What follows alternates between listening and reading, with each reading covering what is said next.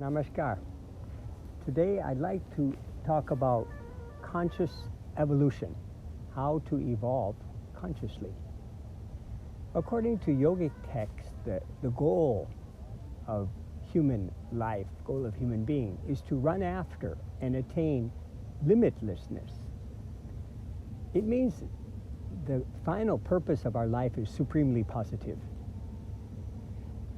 Human beings, we are different from all other beings whose minds are dominated by instinct and they're not aware of their existence. In Sanskrit, the word for human being is manusha, a mind preponderant being. So we are aware of our existence.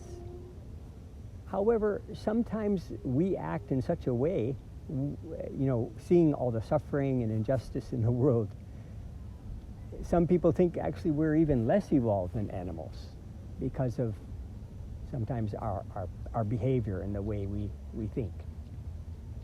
So in this video, I'd like to outline what the yogic texts describe as the 3 levels of human beings, evolutionary levels, and how we can transcend or grow from one to the other. Although we're all the same, we have the 7 billion human beings on this planet, same body, torso, arms, legs, hands, feet. We're different mentally. And that mental difference is what distinguishes us one from the other. And in the yogic text, the 3 levels are human in animal form, human in human form, human in divine form. I will explain them one by one.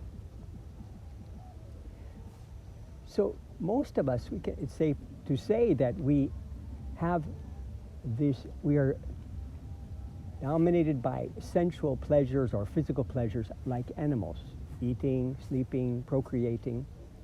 And so many of our activities in our leisure time are related to those types of activities, whether it be drinking, smoking, taking drugs, watching TV, video games, playing video games, and gossiping, and so on. And the other time of our life, out of our leisure time, we're normally working and providing food for our family, our dependents, our loved ones. So mostly our whole life is a physically based existence. And some people use their life to harm others, cheat others, exploit others. So this physical based existence is because our current world philosophies do not point any other direction. They're all materially based.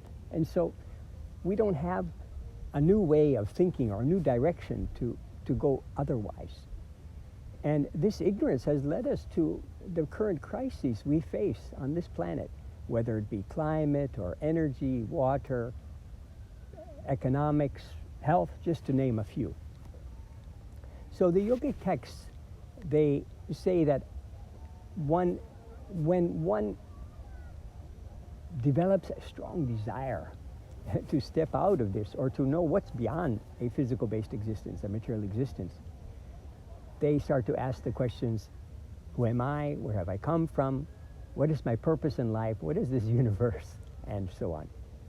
Otherwise, we remain in this physical level, and we live mostly in this way, in varying degrees. Not everybody is exactly the same, but in varying degrees, dominated by sensual and physical pleasures.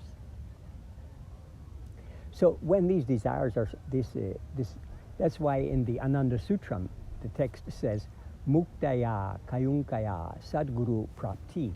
It means when there's a strong desire, a vehement desire for liberation, to know the truth, then that person comes in contact with a true guru, a true preceptor, spiritual teacher, that points the way towards the attainment of limitlessness. So this is a significant moment in the life of that person.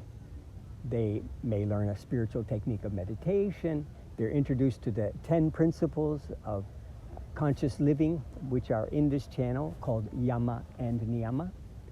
And they begin to practice their meditation. I remember when I was 19, I was very dissatisfied with the knowledge that I had from my background, my upbringing.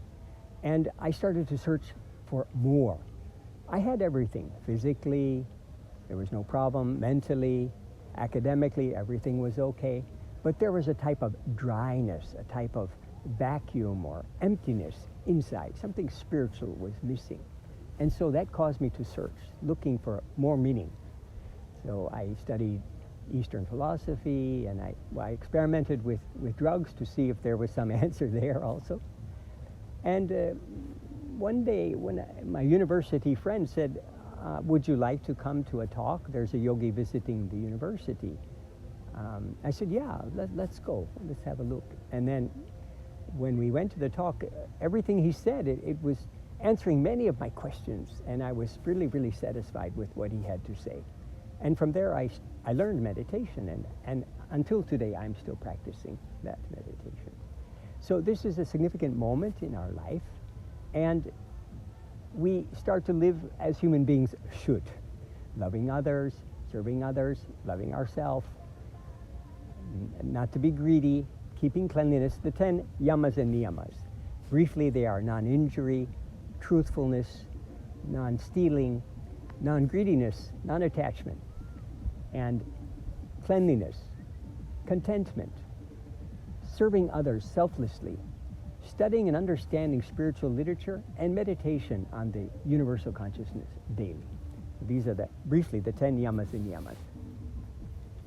So as we do meditation, we start, our whole outlook of life changes. Our psychology changes slowly and gradually. We see ourselves in a more meaningful way, and our role becomes more clear, what we should do. So our life takes on a more rich relationship. We're starting to experience nice feelings in meditation, and we feel actually that there's a higher power that guides us and loves us. So this stage is called Virachara, or humans in human form. And it's signified by the word Vira, means brave. So although because we come from that evolutionary status of enjoying sensual and physical pleasures, naturally we have inborn weaknesses. And yoga calls them the Ashtapasha and Satripu. Satripu are the 6 enemies. And they are lust, anger, greediness, blind attachment, jealousy, and pride.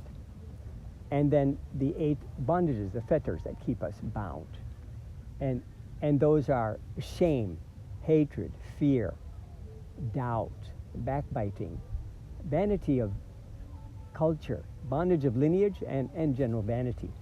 So in this stage, as human beings, we realize we have these weaknesses, but we confront them. We don't allow them to depress us or make us, defeated.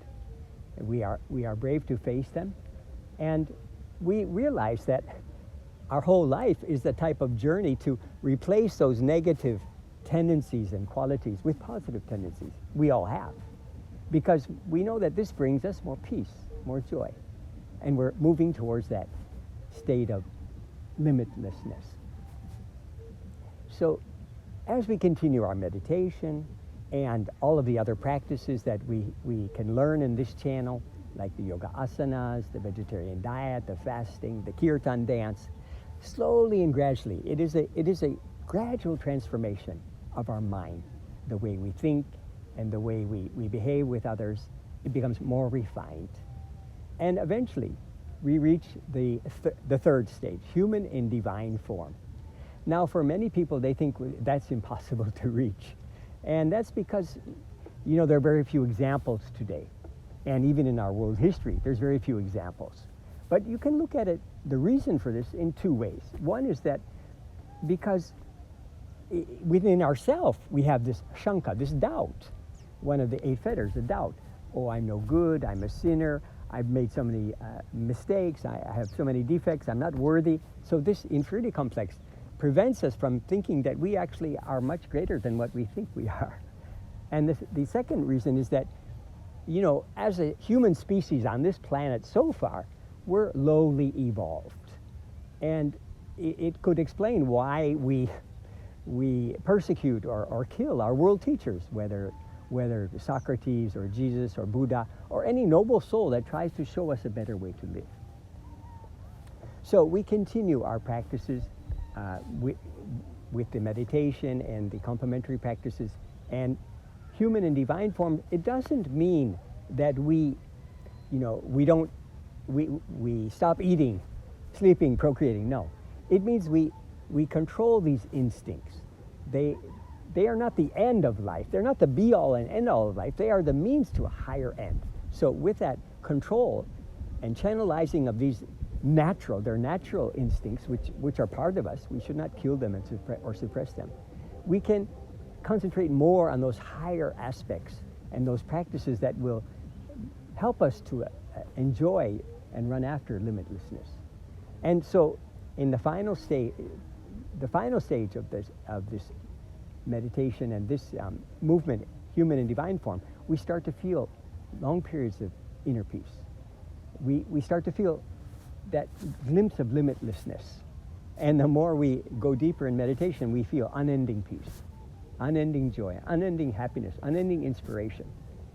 So we become assets and activists to create a new society, universal human society, exploitation-free. And actually, when you think about it, although our current situation on the planet is quite grim, there's also never been a greater opportunity than now to step out of this lower level of existence and to step into a higher and more pure level of consciousness. Actually, it's happening silently and visibly all over the world. That is the process that's taking place. So the yogic texts say that this is our birthright. Our birthright is to realize our higher nature, our true self. And so like air, it's free. That's why all the teachings and the practices in this channel are taught for free. So I encourage you to utilize them, learn them, practice them, and move joyously along this path, which is truly noble and joyous. Thank you. Namaskar.